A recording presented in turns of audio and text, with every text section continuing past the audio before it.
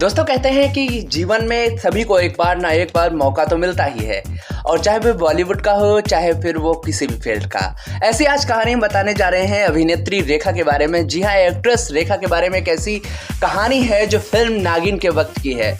उस समय फिल्म की जो हीरोइन थी, नागिन बनी हुई थी, वो रीना राय थी, और एक बहुत बड़े बैनर की फिल्म थी। उसमें बहुत सारे एक्ट्रेस थे, मल्टीपल हीरो थे, मल्टीपल हीरोइन थी, और उसमें अपने आप में रेखा का होना एक हिसाब से बहुत बड़ी उपलब्धि के रूप में माना जा रहा था। वो इसलिए माना जा रहा था क्योंकि उस समय रेखा का एक हिसाब से टॉप पर नाम चल रहा था, और रेखा अगर फिल्म में होती तो उस समय उनका नाम होने से ही फिल्म हिट मानी जाती थी। खैर, उस समय बात रीना राय की करें तो रीना राय लीड हीरोइन में थी, नागिन के रूप में थी, लेकिन वो इतनी ज़्यादा हिट नहीं थी। अब कहानी कहाँ शुरू होती है?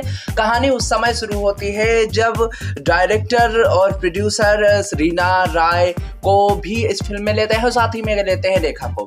रेखा की एक शर्त हुआ करती थी कि उसमें जो भी लास्ट के सीन्स होंगे, लास्ट में जो कह सकते हैं कि फिल्म का अंतिम पड़ा होता, तो उसमें आप एक गाना आपने सुना होगा, तेरे इश्क में चढ़ा ये असर है करके वो जो गीत होता है, उसमें उन्हें एक बहुत बड़ी अच्छी ड्रेस में होना होता है, और उतनी भी अच्छी ड्रेस किसी भी हीरोइन के पास नहीं होनी चाहिए। ये उन्होंने एक प्रकार की करार की थी फिल्म के प्रोड्यूसर और डायरेक्टर से। अब उनकी बात तो मानना थे, कौन ही इनकार कर सकता, बात मानी गई। लेकिन अब वो जो ड्रेस थी वो किसी कारण से रीना राय को दी गई। कारण क्या था वो बात को पता चलेगा कि आखिर क्या कारण था, वो हम फिल्म के कहानी के अंत में बताएंगे। और उस फिल्म में जब ये ड्रेस रेखा की रीना राय को दी जाती है, तो रीना राय को ड्रेस दिए जाने से बहुत ज़्यादा रेखा खफा हो जाती हैं और वो सीधे तौर से फिल्म को आधे फिल्म से ही क्विट करना चाहती हैं।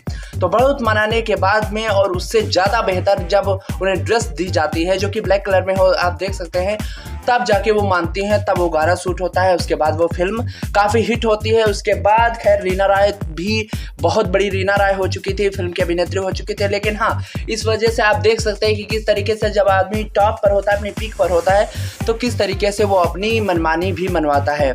और इसका कारण भी माना गया, जो हमने अभी बताया कि क्या कारण रहा होगा, तो कारण और कुछ नहीं, अपने आप को बेहतर दिखाने का ही, अपने आप को किस तरीके से अलग दिखाना और स्पेशल दिखाने का ही एक कारण होता था ड्रेस के लिए।